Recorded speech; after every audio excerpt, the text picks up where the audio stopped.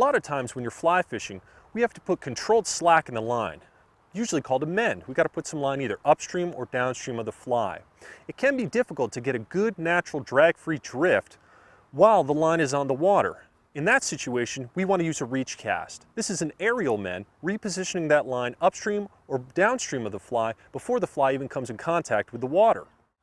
When performing a reach cast, it's important to stop that rod, then reposition the rod tip before that fly line lands. To ensure good accuracy, we want to make sure that we slide a little bit of line, or actually shoot a little bit of line after we've come to that stop.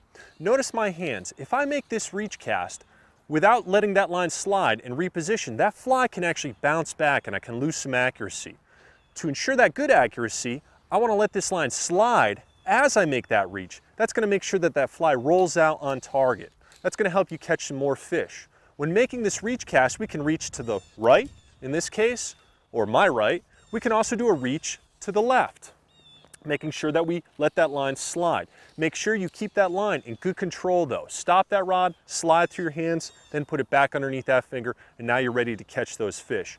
Notice that line now has that nice bend, either upstream in this case, if the water was coming from right to left, or downstream in this case.